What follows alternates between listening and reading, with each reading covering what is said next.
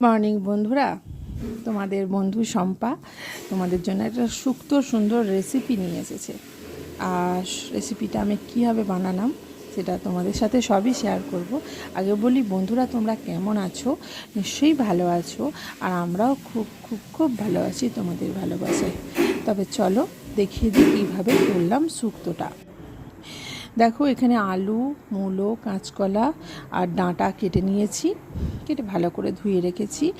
আর এখানে কেটেছি কচু। আমরা শুক্তো করলে কচু দিই, দারুণ আমাদের সবাই ভালোবাসে।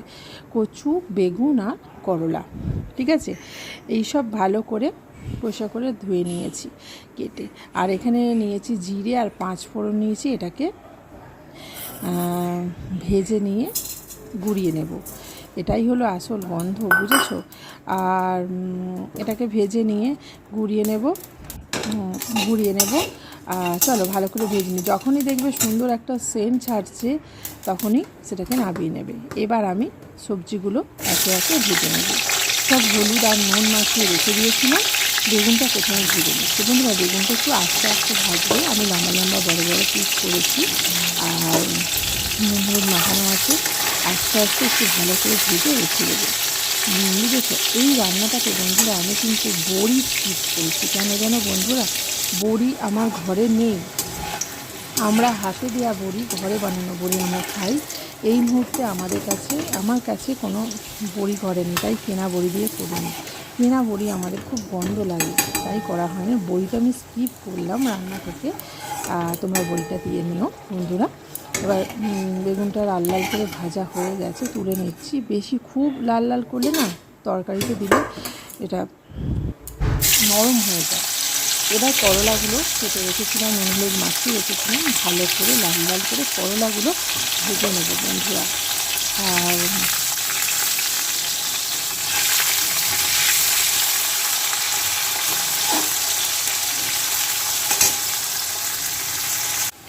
চলো বন্ধুরা, করলাগুলোও ভাজা হয়ে গেছে মোটামুটি। এগুলোকেও তুলে নেব।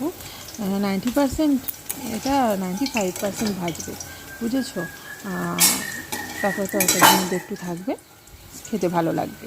তো এগুলোকে নামিয়ে নিলাম।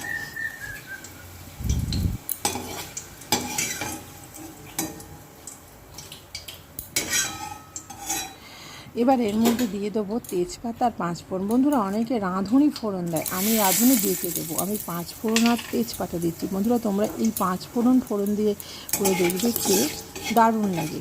আর রাঁধুনিটা আমি দেবো, ওটা বেটে দেবো আদার সাথে, বুঝেছো বন্ধুরা? তো ফোড়নটা হয়ে গেছে। তো শেষে যে কচু, মূলো, ডাঁটা, আলু ছিল, কাঁচকলা, সেগুলোকে আমি ভালো করে ভেজে নেব। নুন হলুদ দিয়ে দেবো, দিয়ে ভালো করে ভেজে নেব। এই শুক্তোর প্রত্যেকটা সবজি যদি একটু ভালো করে ভেজে নেব না, তাহলে বেশি সেদ্ধ করতে হবে না। বেশি সেদ্ধ করলে না একটু কম লাগে। একটু তেলের মধ্যে ভালো করে ভাজা করে নিয়ে এটাকে করবে, দেখবে খেতে খুব ভালো লাগে। তো দেখো, নুন হলুদ দিয়ে নিয়েছি, মাছটি মোটামুটি ভাজা হয়েছে। আরেকটু ভাজতে হবে বন্ধুরা। আমার একটু হচ্ছে বড়িটা দেওয়া হলো না, যাই হচ্ছে না, বড়ি আমরা খাই না, ঠিক আছে। তো এই দেখো মোটামুটি ভাজা হয়েছে। এর মধ্যে আমি আদা আর রাঁধুনিটা দিয়ে দিলাম, বেটে রেখেছিলাম, দিয়ে এটাকে একটু 2-4 মিনিট ভালো করে নাড়াচাড়া করে নেব। আর এতে স্বাদ মতো নুন আর হলুদ সবই দেওয়া আছে। অনেকে হলুদ দেয় না, আমি একটু সামান্য হলুদ দিলাম। তো দেওয়া সামান্য দিয়েছি, খুব বেশি দিইনি। তো দেখো হয়ে গেছে রাঁধুনি আর আদা দিয়ে ভাজাটা।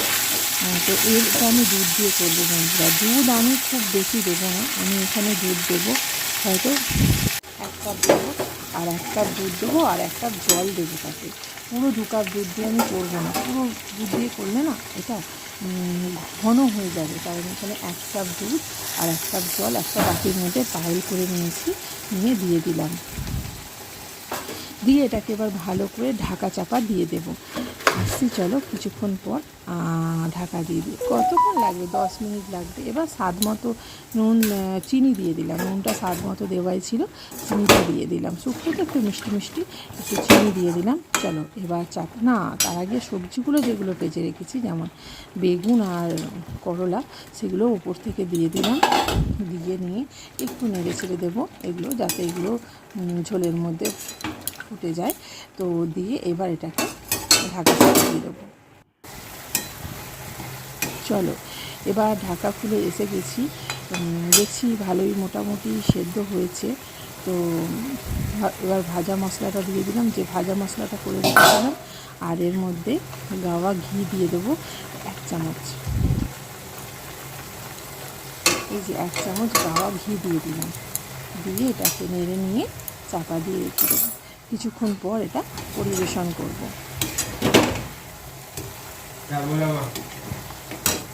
চলো গ্যাস বন্ধ করে দিয়ে এটাকে একটু রেখে দেবো, তারপর এটা পরিবেশন করবো। আর যে ভাজা মশলা দিলাম সেগুলো একটু নেড়ে ছেড়ে ভালো করে মাখিয়ে নেবে, বুঝেছো বন্ধুরা। চলো এবার বাটিতে ঢেলে ফেলেছি, দেখো কেমন দেখতে লাগছে বন্ধুরা আমার শুক্তো। এতে আফসোসের ব্যাপার হলো যে কি বড়ি দেয়া হলো না। বড়িটা ঘরের দেয়া বড়ি হলে দারুণ খেতে হয়, আর বাজারের বড়ি একদম আমাদের ভালোবাসে না কেউ। তো তার জন্য এরকমভাবে হলো। তো দেখে বন্ধুরা বলবে কেমন হয়েছে, তোমরা এরকম করেই শুক্তো বানাও কি? আমি কিন্তু এরকম করেই শুক্তো বানাই। তো আমার ভিডিওটা কেমন লাগলো, শুক্তোর রেসিপিটা কেমন লাগলো, তোমরা কমেন্টে জানাবে। আর লাইক কমেন্ট শেয়ার অবশ্যই করবে। লাইক কমেন্ট শেয়ার করতে একদমই ভুলবে না। চলো বন্ধু, টাটা, আবার আসবো নতুন